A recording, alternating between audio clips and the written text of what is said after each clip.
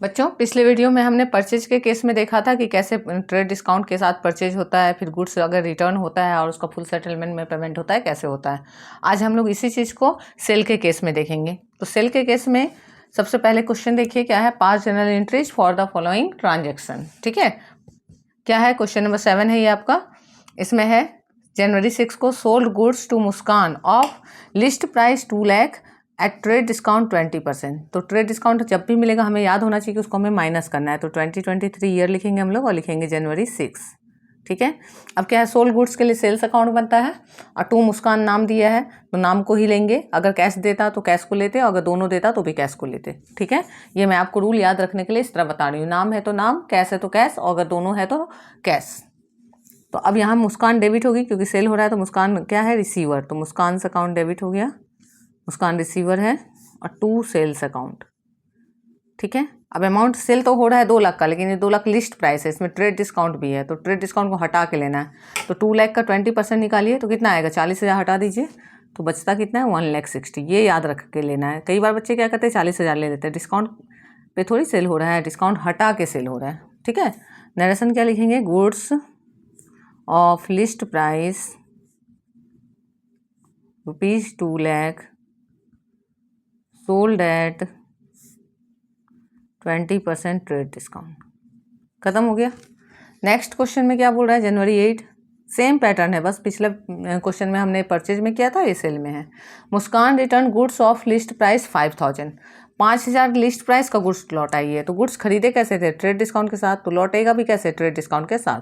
तो अब यहाँ मुस्कान दे रही है, गिवर हो गई बिजनेस के लिए, और सेल्स रिटर्न है तो डेबिट होगा। Sales return account debit. याद रखिए कि सेल क्रेडिट होता है, सेल्स रिटर्न डेबिट होता है। सेल्स रिटर्न अकाउंट डेबिट, और कौन लौटा रहा है, गिवर कौन है, टू मुस्कान अकाउंट।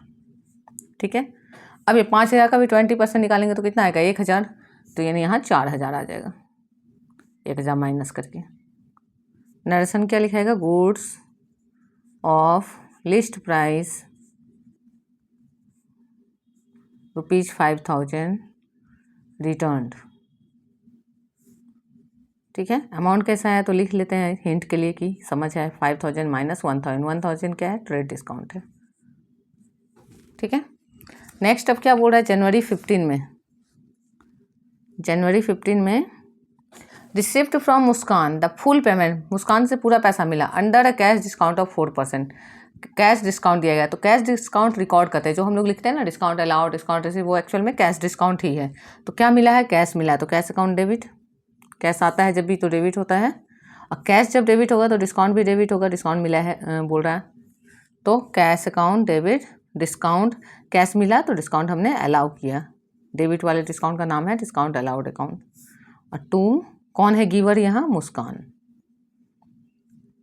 ठीक है, अब सबसे पहले देखना है कि मुस्कान से कितना पैसा मिलना चाहिए। तो 1,60,000 का सामान बनता था उससे लेना पैसा, उसमें 4,000 का उसने लौटा दिया। तो 1,60,000 माइनस 4,000, तो 1,56,000 मुस्कान से मिलना चाहिए।